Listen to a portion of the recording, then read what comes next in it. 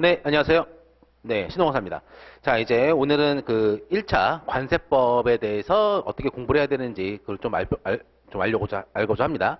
그래서 이제 우리 1차 시험 같은 경우에는 이제 지금 이거를 보시는 분들이 이제 관세사 공부를 처음 시작하시는 분들이 많을 거예요. 그래서 제가 이제 1차 과목이 도대체 무엇이 있는지, 그 다음에 그 짧게 제가 설명할 겁니다. 그 다음에 1차 과목 중에서 이제 어떤 과목들이 있고, 그 다음에 1차 중에서 이제 관세법 및 FTA 관련된 특례법 같은 경우에는 이제 우리 시험범위인데 어떠한 범위고, 어디까지가 시험 범위고, 그리고 이것들을 어떻게 또 공부를 해야 되는지에 대해서 올해 2019년도 이제 4월 달에 시험 본 거, 그거에 대해서 이제 샘플 문제를 갖고 이제 이런 것들을 어떻게 공부를 해야 되는지 알아볼 겁니다. 그래서 첫 번째 같은 경우에는 이제 어떻게 이제 1차 시험 과목이 구성되는지부터 시작을 할 거예요. 자, 그 전에 이제 제가 이제 소개를 드리면은, 그러니까 1차 시험 공부하시는 분들은 저를 처음 볼 거예요. 저는 이제 저희 학원에서 2차 관세율표라는 과목을 한 7년, 8년 동안 강의를 하고 있거든요. 근데 이제 1차 관세법을 맡게 됐는데, 한번 보겠습니다. 자, 저는 이제 관세사 신호근입니다. 저 이제 합격한 지 거의 9년 차가 됐어요. 그래서 2011년에 합격을 했고요. 그 다음에 저는 이제 관세부의 한림이라는 이제 사업장 운영을 하고 있습니다. 그죠? 그래서 지금 업을 하고 있어요. 제가 사업장 내가지고 이제 업을 하고 있습니다. 자, 그래서 이제 관사 같은 경우에는 이제 제가 한 9년 정도 했는데, 거기서 이제 품목분류 강의만 한 거의 8년 넘게 한 것 같아요. 그리고 또 다른 뭐 보세사나 뭐 원산지 관리사 그런 것도 이제 강의를 하고 있는데, 부분이 거기서 이제 관세법이라는 강의도 이제 쭉 해왔습니다. 그죠? 이제 그래서 1차 관세법을 이제 맡게 됐는데, 하여튼 저는 이제 관세사 신호군이고, 저 같은 경우는 관세사를 운영하기 때문에 이제 수출입 통관, 그다음에 관세 환급, 그다음에 뭐 FTA, 그다음에 뭐 AEO 그런 것들을 골고루 하고 있어요. 그래서 저희 회사 매출 같은 경우도 좀 매출 구조가 좀 골고루 다 합니다. 그다음에 뭐 심사 청구, 심판 청구도 가끔 하고, 그다음에 이제 심사 조력, 법인 심사나 기획 심사가 오거나 AEO 종합 심사를 하게 되면은 거기에 대한 조력도 많이 하고 있어요. 그렇죠? 하여튼 골고루 하고 있습니다. 업무를. 하여튼 저는 관세사 신호군이고, 자, 이제 과목을 보겠습니다. 자, 1차 시험 같은 경우에는 1차 시험은 일반적으로 4월달에 봅니다. 4월달. 그리고 1차 시험을 4월달에 보게 되면은 1차 시험은 시험인데 이건 합격이 아니에요. 합격인데 얘는 패스입니다. 패스. 왜 패스라고 했냐? 이거는 2차 시험을 볼 수 있는 자격이 생기는 겁니다. 자격이. 그래서 2차 시험 같은 경우에는 일반적으로 2차 시험은 일반적으로 6월 또는 7월 달에 시험을 봐요. 6월 또는 7월, 올해는 이제 6월 달에 보는데, 그래서 1차 시험 보게 되면은 내년 1차 시험 보게 되면은 2차 시험은 그 해 6월 또는 7월 달에 봅니다. 그죠? 기간이 한 뭐 90일 정도가 돼요. 90일 정도. 정말 열심히 공부하면은 동차로, 그래서 이게 연달아 붙는 걸로 동차 합격이라고 합니다. 연달아 붙을 수 있겠죠. 그죠? 그래서 이렇게 90일 텀이 있고, 그 다음에 만약에 이때 시험에 떨어진다. 그러면은 다음 연도 2차 시험을 한 번 더 볼 수가 있습니다. 다음 연도. 그게 바로 이제 1차 시험이에요. 그래서 2차 시험을 붙어야지만이 이제 관세사 자격이 생기는 겁니다. 3차 시험은 없어요. 뭐 면접 그런 거 없습니다. 그냥 붙으면은 바로 관세사 자격증이 주어집니다. 누가? 관세청장이 줘요. 그렇죠? 그 자격증이 딱 하고 나옵니다. 이렇게. 자, 그래서 이게 가장 큰 이제 프로세스고, 그래서 1차 시험 붙어지만이 올해 연도, 그 다음에 다음 연도까지 2차 시험 볼 수 있는 자격이 있다라는 거. 그 다음에 1차 시험 같은 경우 과목이 있어요. 과목 같은 경우에, 자, 1교시 같은 경우에는 1교시는 우리 관세법, 그 다음에 4-5문제 FTA 특례법이 나옵니다. FTA 특례법. 그 다음에 여기에 이제 그 무역 영어가 붙어요. 무역 영어. 그 다음에 2교시 같은 경우에는 여기에 뭐 내구소비세법 플러스 뭡니까? 그 다음에 무역 영어가 없습니다. 무역 영어. 아니, 회계학. 회계학이 붙어요. 원래 예전에는 얘랑 2교시였어요. 근데 얘나 시간을 많이 뺏어먹는 과목 중에 한 개입니다. 이게 만약에 시험 시간 80분이거든요. 근데 그러면 얘가 한 거의 50분, 60분 차지하고 얘도 역시 50분, 60분 차지했어요. 근데 이거를 같은 이제 2교시에 노니까 정말 시간이 없는 거지. 그러니까 실력 발휘가 제대로 안 되는 거지. 그래서 이게 이제 얼마 전부터 이제 과목이 이렇게 바뀌었습니다. 관세법, 무역영어 붙고 내구소비세법이랑 회계학 묶었어요. 그래서 우리는 뭐다? 요거를 보는 거다. 요거를 공부합니다. 제가 맡은 거예요. 자, 그래서 시간은 80분이고 각각 40분입니다. 40분. 40개의 문제가 나와요. 40개. 40개의 문제 나옵니다. 그리고 각 과목별로 최소한 60점은, 아니, 평균 4과목 통틀어 가지고 최소한 평균 60점 나와야 돼. 에버리지가 평균 60점 나와야 되는 것이고, 하나라도 40점 이하로 떨어지면 안 됩니다. 이건 꽈락이에요. 이거 모른다, 꽈락. 그러니까 평균은 뭐 70점인데 한 과목이 40점 이하가 되면은 얘는 이제 꽈락이야. 뭐 37.5가 되겠지. 꽈락 과목은 37.5가 되면은 이제 1차 합격이 되지가 않습니다. 패스가 되지가 않아요. 그렇죠? 자, 그래서 이렇게 이제 그 1차 시험에 대해서 과목이 이렇게 구성이 되어 있고, 근데 보시면은 이제 저는 이제 관세법을 맡았죠? 관세법. 자, 그래서 관세법 같은 경우에는 관세법은 1차 관세법을 하는데 플러스 이겁니다. FTA 특례법이라고 했어요. FTA 특례법. 왜 특례법이라고 했냐? 관세법의 특례적인 법률이다 해가지고 FTA 특례법이라고 되어 있습니다. 뭐 자유무역 협정에 관한 길게 나오는데 그냥 FTA 특례법이라고 보시면 돼요. 자, 그래서 일반적으로 관세법 같은 경우에는 한 35개 문제. 그다음에 얘 같은 경우는 5개 문제가 나와요. 5개 문제.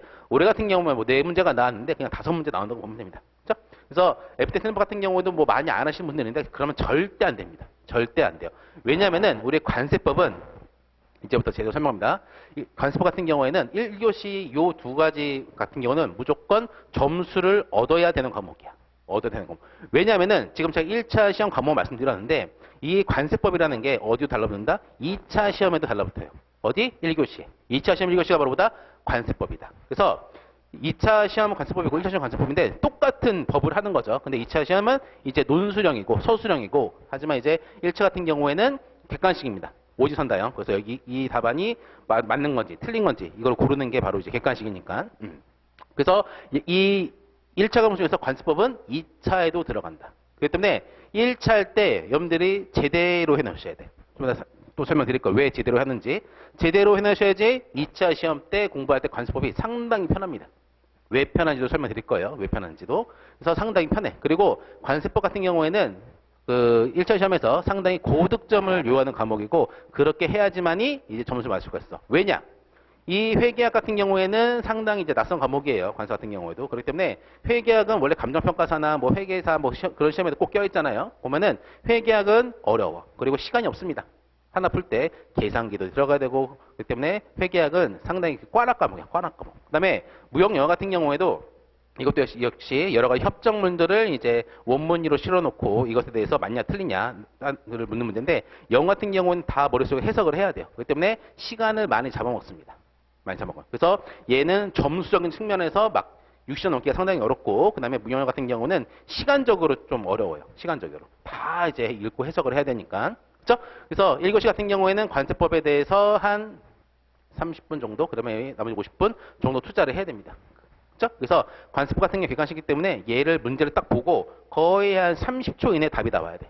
30초 이내. 딱 보면은 답이 나와야 됩니다. 그렇죠?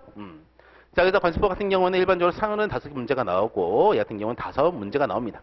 시험 문제가. 그렇죠? 자, 이제 관세법에 대해 설명드릴게요. 자, 관세법 같은 경우에는 설명이니까 자세히 안 하고 어떤 법인지 좀 느껴봅니다. 자, 프린터를 보시면은 관세법에 대해서 제가 뭘 적어놨냐? 관세법의 구성체계에 대해서 제가 적어놨어요. 구성체계에 대해서. 이건 법이죠. 법 같은 경우에는 이제 법률입니다. 그래서 국회에서 국회의원들이 땅땅땅 해서 통과를 시킨 법률이야. 법률. 그렇죠? 이게 법률입니다. 곧 개정하려면은 국회에서 다 땅땅땅 해야지만 법률 개정되는 거예요. 그렇죠? 하여튼 얘에 대한 구성체계를 적어놨어. 구성체계를 보면 이렇게 되어 있습니다. 장. 몇 장, 몇 장.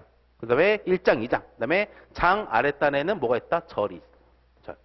절 아랫단에는 뭐가 있다? 몇 조, 모르겠습니다. 조 아래는 몇 항 이렇게 있어. 이렇게 점점 카테고리가 세분화됩니다. 장. 자, 그래서 구성체계는 이렇게 되어 있어요. 근데 우리 시험 범위는 법만 있는 게 아니라 보면은 이 법에서 이렇게 되어 있습니다. 이거는 대통령령으로 정한다. 이거는 기재부령으로 정한다.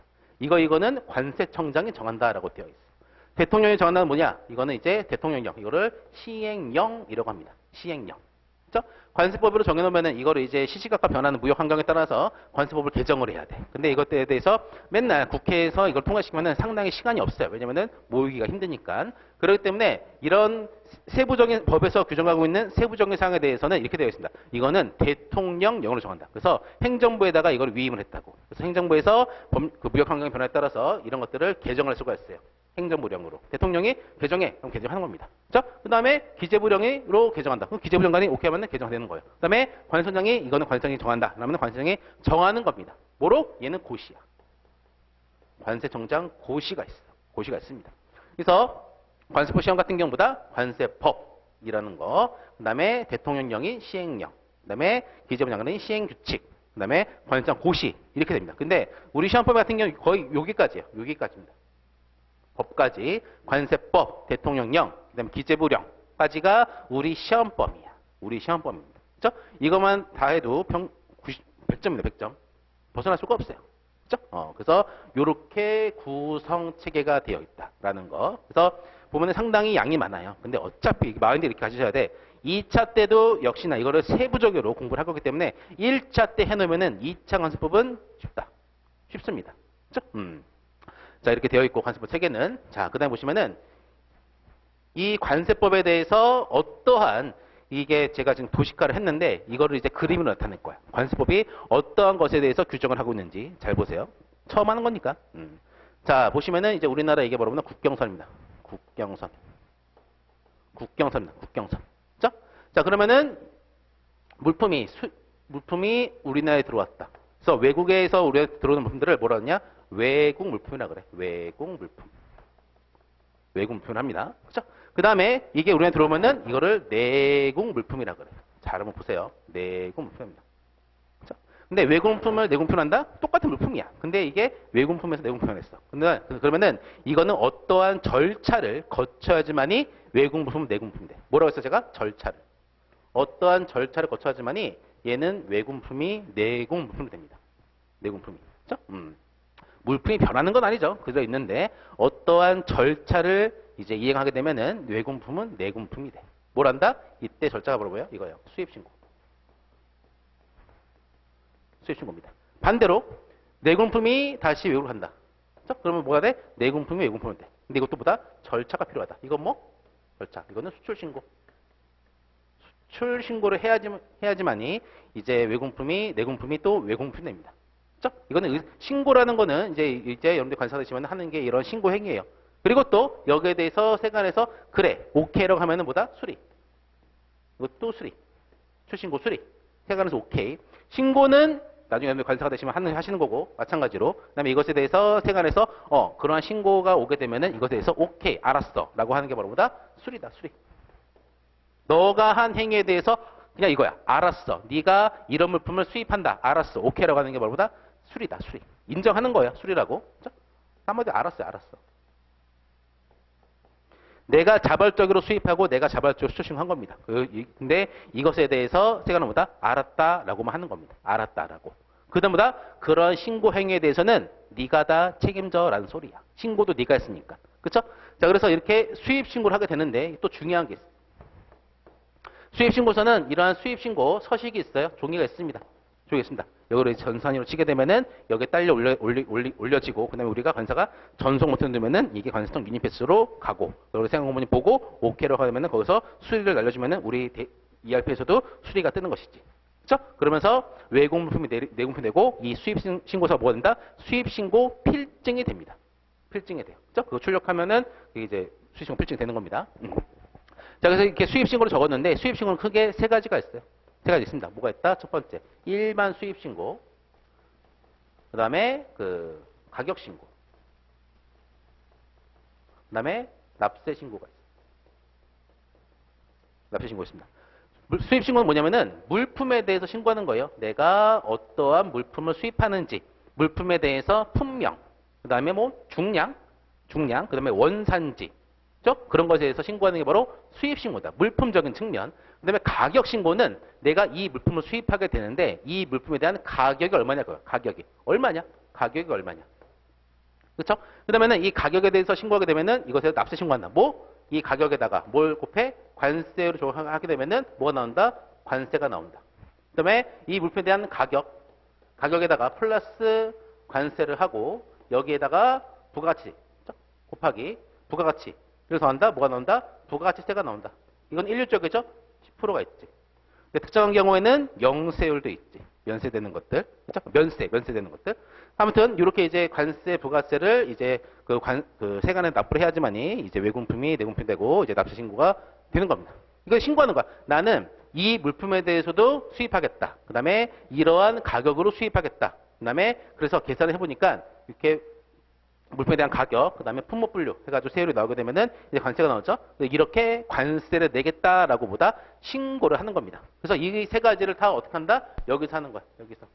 그죠? 그 다음에 특정한 경우에는 가격 신고서도 별도로 하나 붙어요. 가격 신고서도. 그래서 보면은 가격 신고서를 작성해야 되는 경우도 있고, 작성을 하지 않는 경우도 있어. 그죠? 그게 다 법에 있는 겁니다. 법에 있어요. 그렇죠? 그래서 이렇게 물품에 대한 그 수입 신고 절차는 이렇게 가는 것이고, 수출 신고 같은 경우에는 반대죠. 이 물품이 어디에 있다.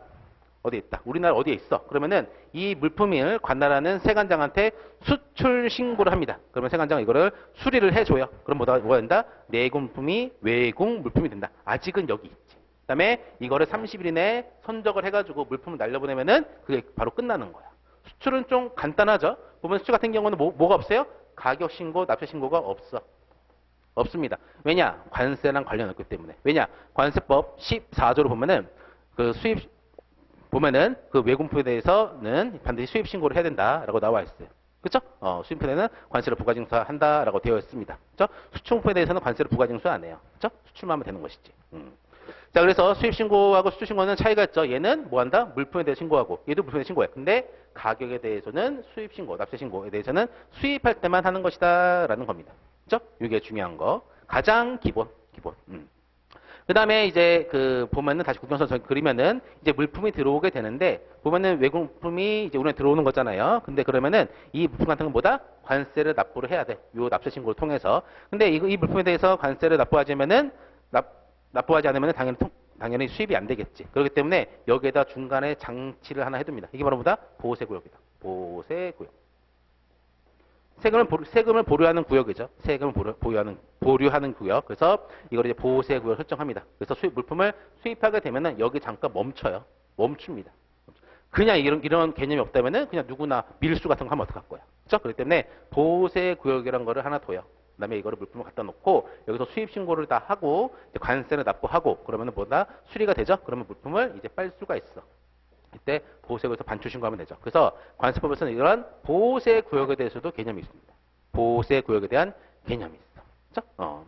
그 다음에 이렇게 보호세구역에 대한 개념이 있고, 그 다음에 이제 수입 신고할 때 물품이랑 플러스 모두 한다? 운송수단에 대해서도 이제 신고하도록 되어 있습니다.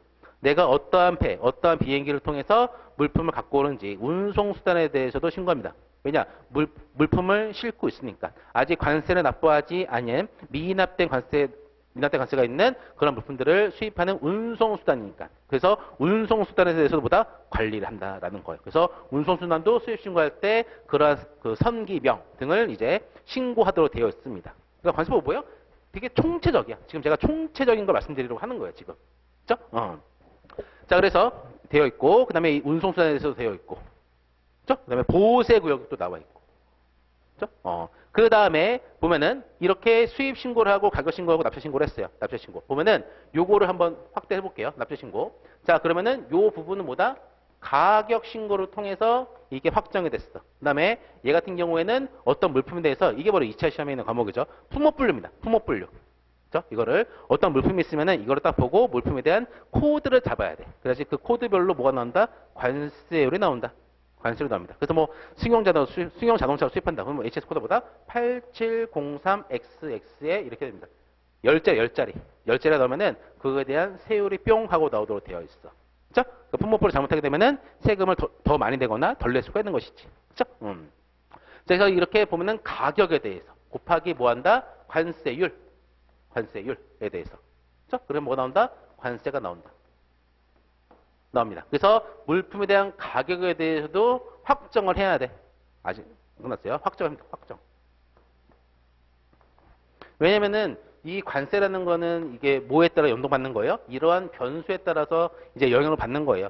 만약에 내가 이제 해외 독일에서 BMW 자동차를 수입을 한다고 합니다. 그래서 이거를 뭐 한 4천만 원 수입을 했어. 근데 어떠한 자는 그거는 똑같은 자동차인데 독일에 있는 수자랑 친한다 해가지고 이거를 4천만 원 아닌 3천만 원에 수입 신고했어. 그러면 얘는 어떻게 돼요? 관세를 조금 내잖아. 그죠? 이렇게 관세에 영향을 미치는 게 바로 뭐다? 요 가격이랑 세율이다. 세율입니다. 세율이 뭐 8%다. 그러면 8%. 근데 어떤 사람은 뭐 13%다. 그죠? 품목으로 잘못해가지고 13% 갔다. 그러면 이제 이게 관세에 영향을 미치잖아. 그죠? 그래서 이런 것에 대해서 전부 다 법에다 정해놓은 겁니다. 어떠한 절차 및 방법에 따라서 이러한 가격을 결정하고 이렇게 어떤 물품에 대해서 세율을 결정한 건지 정하는 거예요. 이게 뭐보다 이거는 품목 분류다. HS 코드로 잡는 거다. 품목 분류. 그래서 세계 가격에 대해서는 어떠한 방식으로 확정할 것인지, 그 다음에 이 가격은 어떻게 정하는지. 그렇죠? 누구는 BMW 자동차를 3천만 원에 수입해. 똑같은데 어떤 사람은 4천만 원에 수입해. 이건 부당하잖아. 그렇죠? 그래서 이거에 대해서 가격을 결정하는 방법이 있어요. 이게 바로 뭐다? 과세 가격 결정 방법이야. 여기에 대해서도 뭐다? 우리 관세법에 나와 있고. 그렇죠? 그 다음에 품목 분류, 세율은 어떻게 정하는지. 그렇죠? 그래서 HS 코드별로 세율이 정해져 있다고 했습니다. 그게 뭐다? 관세율표다. 그래서 관세법 같은 경우에는 이거를 세율을 모든 물품에 대해서 세율을 다 적어놓은 경우에는 관세법이 너무너무 많아버리죠. 커져버려요. 덩치가. 그렇기 때문에 이거를 관세법 별표로 관세율표로 운영하고 있습니다. 그렇죠? 그래서 이렇게 조세의 종목 세율 같은 경우는 헌법에 따라서 법률에 따라서 규정하도록 되어 있기 때문에 반드시 관세법 시행령도 아닙니다. 시행규칙도 아니고 관세법에 그러한 세율과 종목 그런 것들이 다 정해져 있어야 돼. 그렇죠? 이게 뭐보다 품목 분류다. 품목 분류. 그래서 이렇게 관세가 나옵니다. 그럼 뭐예요? 이것에 대해서 신고를 해야지. 이게 뭐다? 납세 신고라는 거. 그래서 일반적으로 우리나라 여러분들이 이제 물품 수입하게 되면은 이러한 신고 행위를 거치는데 이거를 어떠한 방식으로서 신고한다? 한 방식을 스스로 신고하고 뭐다? 관세를 납부한다. 관세하고 부가세를 같이 납부한다. 그래서 신고 납부 방식이 원칙이에요. 하지만 이런 것들을 수입했는데 이렇게 신고 납부 안 했다. 그런 게 뭐한다? 세관이 가만히 있지 않습니다. 이거 내야지. 뭐한다? 부가고지합니다. 부가고지. 종이로 날리는 거예요. 야, 너 수입신고 안 했지? 그러면은 수입신고는 말이 돼? 그렇죠? 그렇기 때문에 이거에 대해서 세관에서 이거에 대해 부가고지 한다는 거야. 이거랑 이거를 정해가지고. 그렇죠? 그러니까 원칙이 이거고 예외적인 게 이거지. 그렇죠? 요거에 대해서도 다 법에서 규정하고 있다. 원칙과 예외에 대해서. 그렇죠? 이게 가장 또 기본적인 틀이고. 자, 그 다음에 물품에 대해서 이게 BMW 자동차를 수입했는데 8703에 해당하는 승용 자동차를 이게 HS 코드입니다. 승용 자동차 수입했는데 어떤 사람이 근데 이거를 수입하는 자가 우리나라에 있는 미국에서 온 외교관이야. 외교관입니다. 그렇죠? 이거는 이제 그 외교관에 대한 국제적인 예우에 따라서 얘 같은 경우에는 수입할 때 면세를 해줘. 면세. 뭐 가격 신고하고 세율 신고했죠? 그럼 관세가 나왔어. 하지만 나왔지만 얘는 뭐야? 얘는 이거를 면제해준다. 면제해줍니다. 또는 조금 깎아줍니다. 그죠? 이거는 감세야, 감세. 두 가지 뭐예요? 이게 바로 뭐다? 감면이다, 감면. 수입, 납세 신고를 통해서 확정된 관세에 대해서 이렇게 신고를 했지만 뭐다? 관세를 납부하지 않게 하는 거야. 이게 뭐다? 감면입니다, 감면. 이것도 뭐다? 법률에 정해져 있어. 법률에. 이것도 감면. 그죠? 모든 것들이 이렇게 관세법에 나타나 있는 겁니다. 그죠? 그 다음에 아까 제가 그랬어요. 이러한 운송수단에 대해서 뭐 한다? 수입신고 때 한다고 그랬어요. 이러한 운송수단에 대한 관리를 어떻게 할 것인가? 외국에서 외국 무역선에 들어오게 되면 어떻게 한다? 입항 신고를 해야 된다. 그 다음에 물품을 내릴 때는 하선 신고를 해야 된다. 라는 거예요. 좀 더 세부적으로 볼까요? 자, 외국에서 좁네. 이게 중국이야. 이게 우리나라야.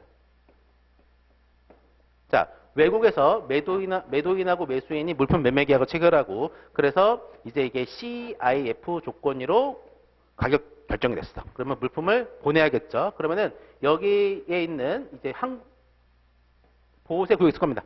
저 항만들 그럼 여기다 이제 배에다 실어야 되잖아. 근데 여기다가 물품이 여기 있잖아요. 있고 이게 이제 여기 구역으로 간 다음에 물품 실을 거잖아요. 그러면은 한 이쯤에서 한 하루 전에 여기에 실을 것들을 다 물품을 다 정해버려. 뭐다? 여기는 포워딩이 얘한테 얘기합니다. 아, 우리 화물 여기 배에다 실을게라고 여기는 선사한테 알려줍니다. 그러면은 선사는 여기 말고도 여러 가지 이제 포워딩이나 화주들이 있겠죠? 그러면은 이 배에 실을 것들을 이런 포워딩부터 어떠한 서류들을 받아가지고 자, 여기에 실을 게 무엇인지라고 하고 이거를 시키 24시간 전에 서류를 마감을 해. 마감합니다. 그러면 그 이후에는 어떻게도 실을 수가 없어요. 없습니다. 그래서 이런 것도 뭐란다? 이거를 매니페스트, 적하 목록으로 합니다. 적하 목록. 그러면 물품을 싣기 전에 24시간 전에 뭐다? 이 물품에 대해서 어떤 물품이 실릴 거를 이 선사는 다 알고 있어. 선사는 다 알고 있습니다. 그쵸? 그 때문에 이러한 포워딩 선사들이 뭐한다? 이런 적하 목록을 뭐한다? 우리나라 세관한테 쏴주는 거야. 아직 선적 안 됐어요. 안 됐습니다. 그럼 우리나라 세관은 이 어떤 물품들이 우리나라에 들어오는지 이미 다 알고 있어. 그쵸? 그러면 이제 배에다가 실습니다. 그러면 이게 뚜두두두 이제 올 거야. 오게 되면은 우리나라 근처에 온다. 그러면은 이제 우리나라에 있는 세관장한테 뭐 한다? 입항 신고를 하게 돼. 입항 보고, 즉 입항 신고를 합니다. 입항 보고. 예, 입항 보고. 입항 보고. 하게 되면은 여기서 우리나라에서 합니다. 아, 오케이. 알았어. 들어와. 그러면 우리나라 항구 중에서도 오로지 개항. 개항이라는 건 이제 외국 몇선 무역기가 왔다 갔다 하는 게 개항이에요. 무조건 항구로 해가지고 외국 몇선 기가 왔다 갔다 할 수가 없습니다. 관세법상 그런 것들을 관리하기 위해서, 운송수단을 관리하기 위해서, 자, 외국 몇선기는 여기 항에만 입항을 해야 돼. 다른 항에는 못 가. 다른 항보다 불개항이다. 거기 가면은 수수료 냅니다. 수수료. 그렇죠? 그래서 이렇게 입항, 개항 같은 경우는 세관에 있는 모든 시설들이 다 있어요. 검사할 수 있는 것들. 그래서 입항, 개항에다가 개항에 이제 물품을 내리도록 합니다. 그래서 입항 신고를 하게 되면은 우리나라 세관에서 오케이라고 합니다. 그럼 얘가 배가 슬슬 붙겠지. 그래서 이 물품을 내려야 되잖아요. 그냥 내리면 안 돼. 뭐 한다? 하역 신고해. 하역 신고. 계속 신고야. 계속 신고. 이걸 관세 납부 안 하고 어떤 놈이 함쳐가지고 여기서 물품 빼서 그냥 갖고 가봐. 밀수잖아. 그렇죠? 그래서 하역 신고합니다. 하역 신고는 뭘 하냐? 이 물품을 어느 장소에 내릴 것인지. 하역 장소는 어딘지. 하역 장소는 어딘지. 그렇죠? 그다음에 하역할 때 어떠한 기간 동안 하역을 할 것인지. 이런 것들 어떤 물품에 대해서 하역할 것인지. 이거를 다 신고해야 돼. 다 신고합니다. 그러면 이런 하역 장소에다가 물품을 내렸죠? 그럼 물품을 내리고 할 때 뭐 한다? 하역 장소에 반입에 대해서 신고해야 돼. 반입에 대해서 신고. 그 다음에 여기 내렸죠? 그러면 여기 또 보호세구로 또 가야 돼. 이거야, 이거. 그러면은 갈 때도 뭐 한다? 보호세구에 반입할 때 반입 신고를 해야 돼. 반입 신고. 그죠? 그 다음에 이제 여기서 이제 수입 신고를 해가지고 관세를 납부하고 물품 빼는 겁니다. 이런 절차들에 대해서 뭐다? 관세법 다 있어. 다 있습니다. 그러니까 운송수단과 물품에 대해서 관리하는 거지.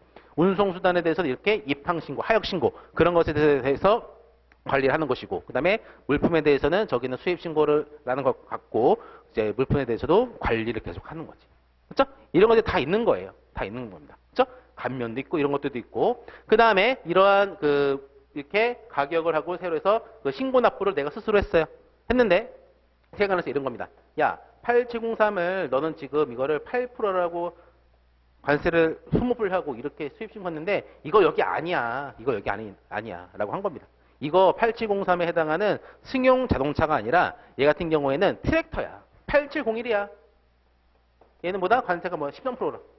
해봅시다. 그럼 뭐야? 얘는 이만큼 5%만큼 관세 덜 낸 거지.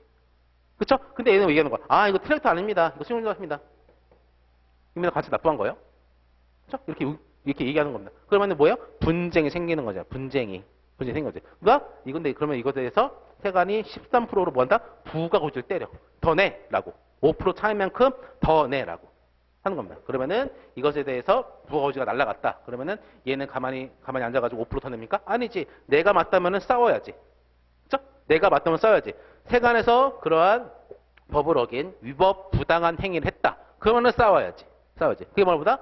불복 절차. 세관의 그러한 결정 행위에 대해서 나는 가만히 있지 않겠다. 나도 한번 싸워보겠다. 라는 게 뭐보다? 불복에 대한 절차다. 어떠한 방식으로 불복을 하는지에 대한 거. 이게 뭐보다? 권리구제다. 권리구제입니다. 그렇죠? 어떠한 방법으로 나는 권리가 구제가 되는지. 왜냐? 얘는 맞거든. 나는 8703이거든. 그래서 관세가 8%거든. 근데 세관은 우기는 거예요. 아니야. 얘는 870이라. 얘는 13%야. 라고 하는 겁니다.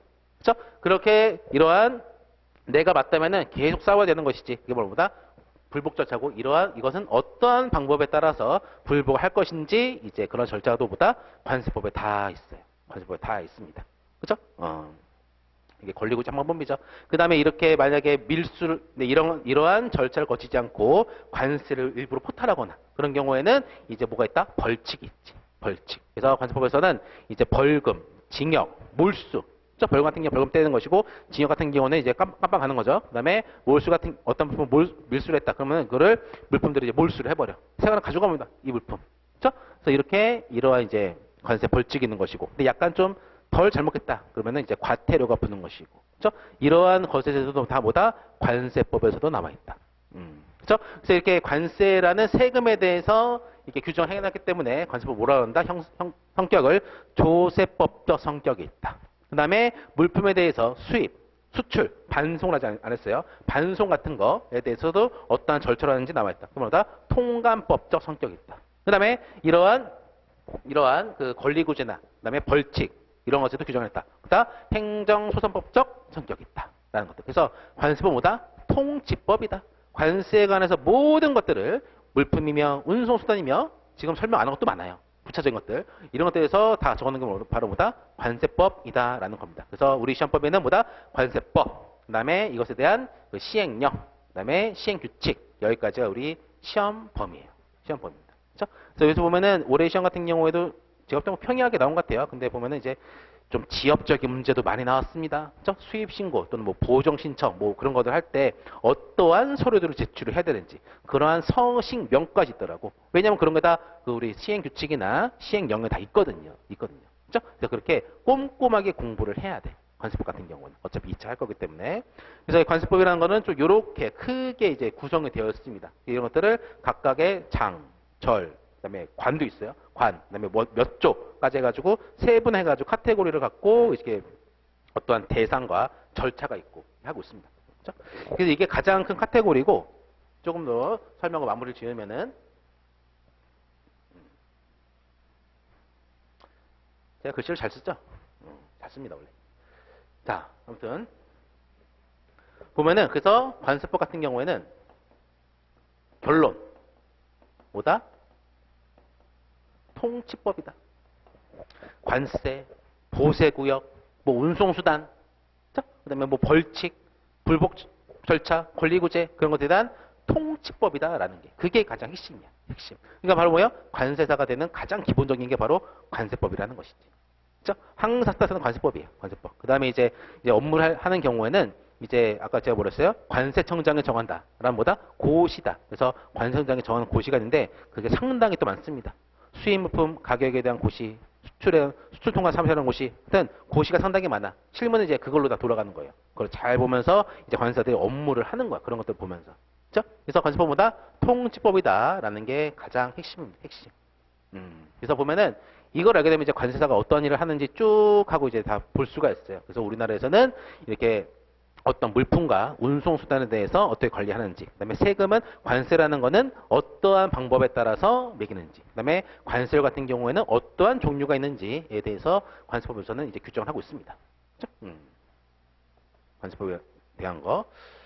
그렇죠? 그래서 이제 관세법에 대해서는 좀 이렇게 좀 알아봤고, 이게 가장 이제 기본적인 것이고, 제가 나눠드린 이제 프린트를 볼게요. 자, 보시면은, 제가 이건 일부러 적어 놓은 겁니다. 어차피 이제 여러분이 관세법 공부할 때 다 해놓은 건데, 보면은 공부 번호 보면은 1장 총칙이 있고, 1절 통칙이 있고 쭉 하고 있잖아요. 그래서 제가 그러한 조문에 대해서만 이제 뽑아 놓은 겁니다. 그럼 1조부터 몇 초까지 있습니까? 쭉 한번 넘겨보세요. 맞네. 보면은 330조까지 있습니다.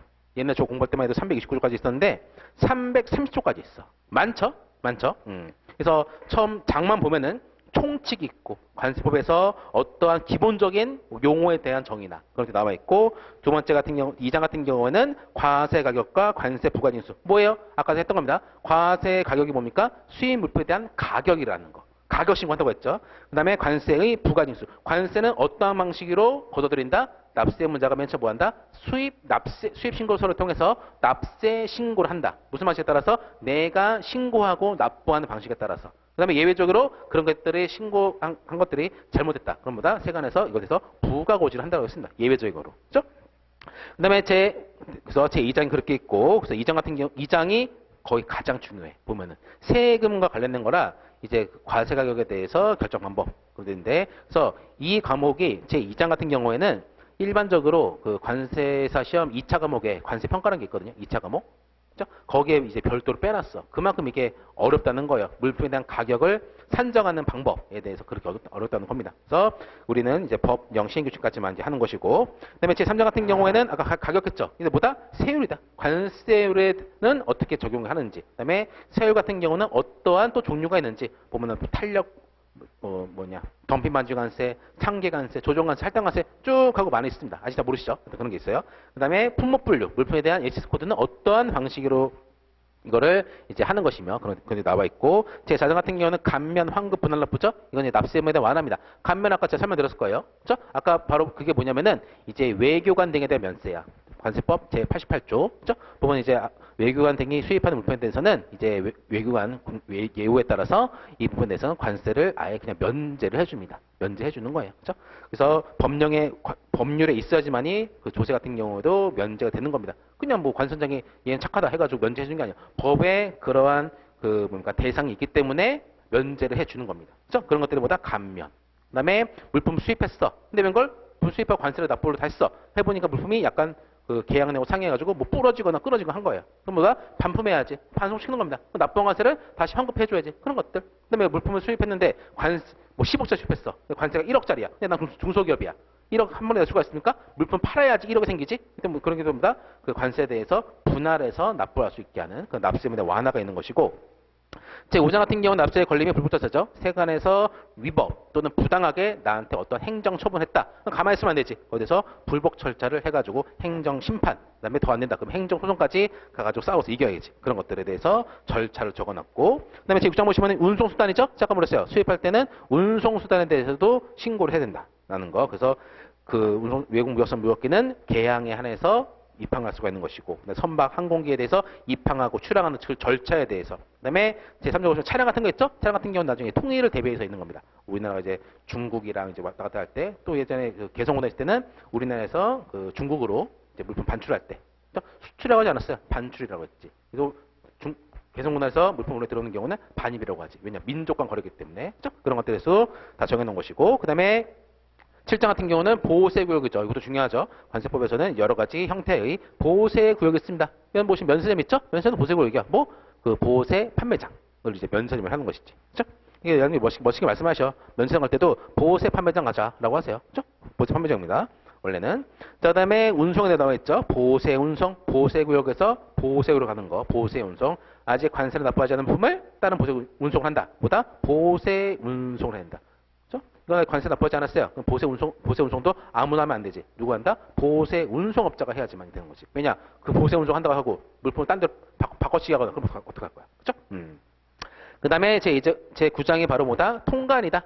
관세 법령에 따라서 수출, 수입, 반송을 하는 게 바로 통관입니다.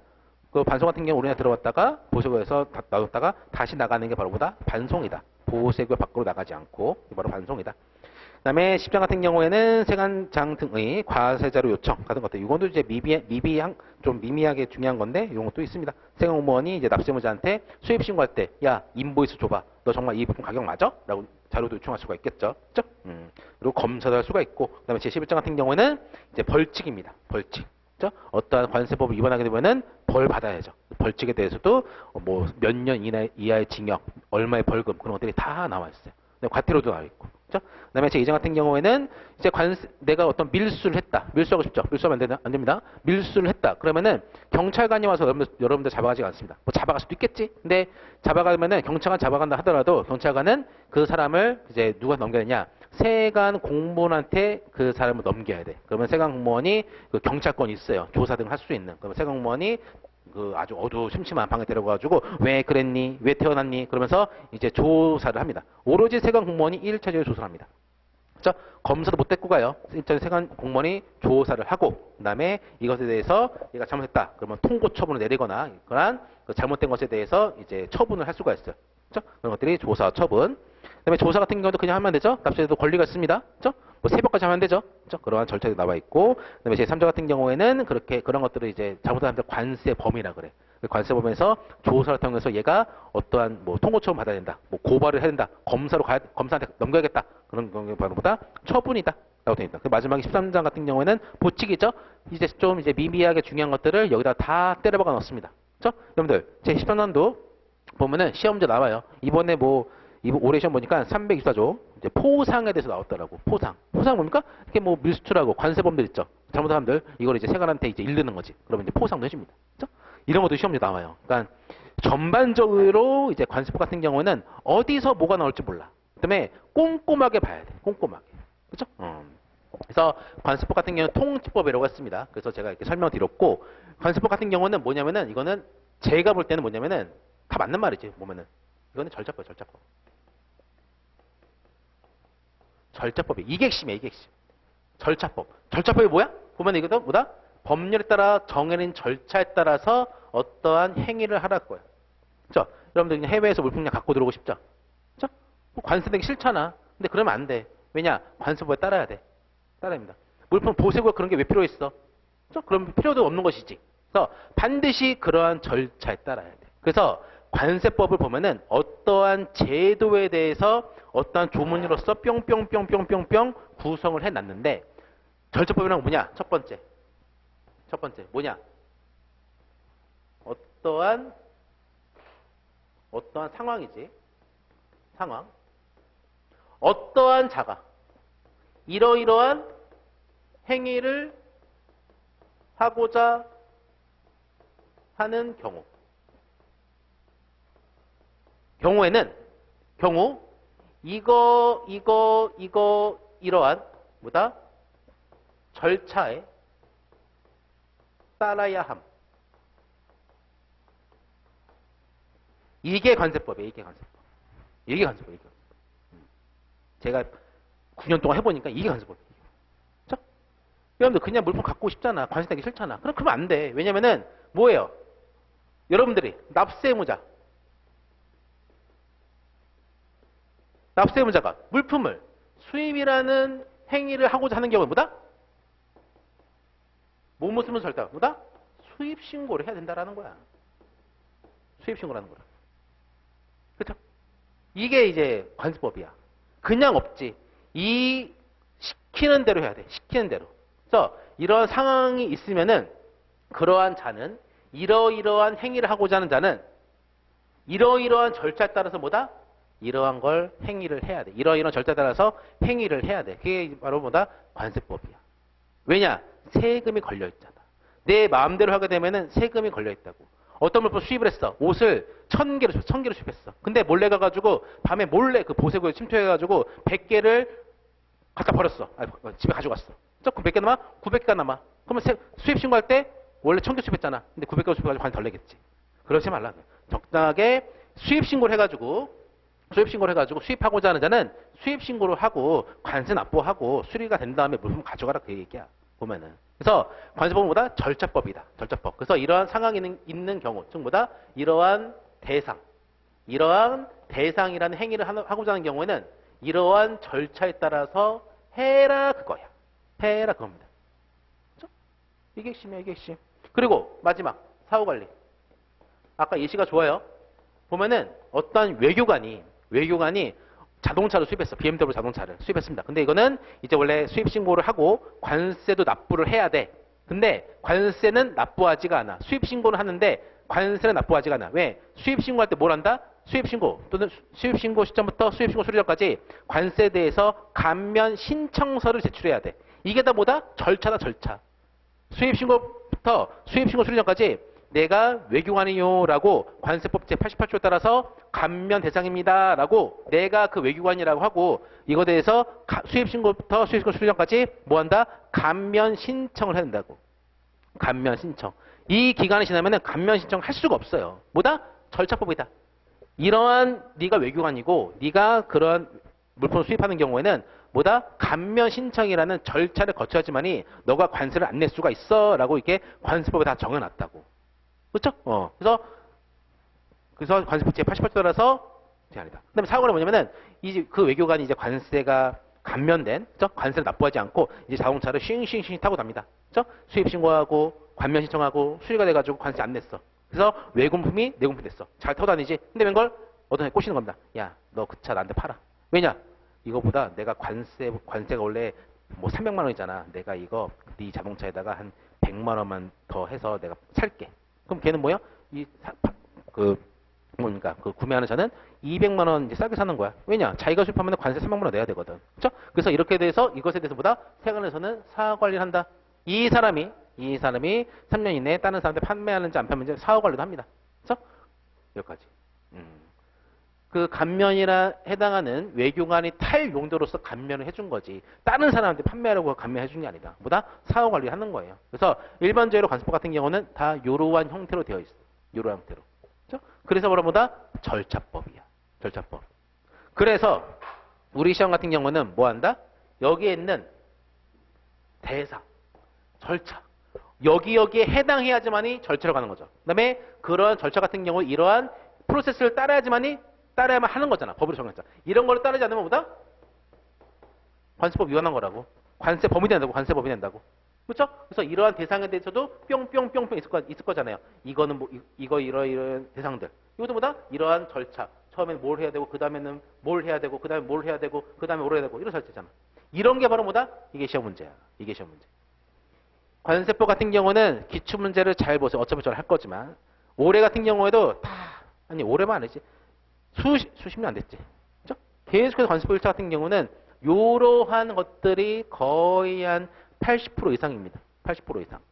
그렇죠? 그래서 이 제도 같은 경우에는 이러이러한 대상에 적용이 되는지 이러이러한 절차에 따르는지에 대해서 관세법에서 나오기 때문에 이런 것들을 OX로서 맞추는 게 바로 뭐다? 관세법 시험이다. 이게 거의 8, 90%야. 그리고 이게 잘 되어 있죠? 그러면 2차 관세법 공부할 때 너무 편해. 제가 뭐랬어요? 이게 거의 다 됐잖아. 8, 90%로 했잖아요. 그러면은 다 외워 있잖아. 그러면 이것에 대해서 어떠한 목차를 배열해서 서술을 해야 될지 그런 것들을 하는 작업이 이제 2차거든. 그렇죠? 그래서 이렇게 처음에 잘 해놓으면은 2차 때 편해요. 네, 편합니다. 바로 이제 절차법, 관세법에 대해서 이제 그 좀 어떠한 구성 체계로 되어 있는지, 그다음에 관세법 같은 경우는 탁 잘라면서 어떠한 법인지, 그리고 어떠한 것들이 시험 문제 주로 나오는지. 나머지 같은 경우에는 이러한 대상과 절차 이외에는 다 개념 정리나 그 제도에 대해서 뭐 어떤 경우 적용하는지 그런 것들이지 거의 다 이런 거예요. 이런 겁니다. 이런 게 외우기가 어렵지. 외우는 방법이 또 다 있습니다. 자, 자, 그래서 우리 처음 시험 같은 경우에는 이제 1차 시험에 대한 소개를 했고요. 그다음에 관세법에 대한 소개를 했습니다. 자, 이렇게 하는 거. 자, 그래서 이제 다음 시간 같은 경우에는 우리 올해 이제 관세법에서 나온 문제 몇 가지를 제가 좀 추렸어요. 그래서 이러한 문제가 나올 때 어떻게 이제 공부를 해야 되는 것이고, 그다음에 한번 해설이죠. 어떻게 공부를 하는 것이고 어떠한 방법으로 이거를 제가 수업을 진행할 것이고 그다음에 이거에 대해서 공부하는 방법은 이제 강의 듣고 공부를 할 거잖아요. 공부는 어떻게 해야 되는지 이거에 대해서 설명을 드리도록 하겠습니다. 그렇죠? 자, 그러면은 잠깐 쉬었다가 다음 시간에 이제 우리 관세법 문제 유형에 대해서 여기에 대해서 제가 해설을 하도록 하겠습니다. 자, 수고하셨습니다.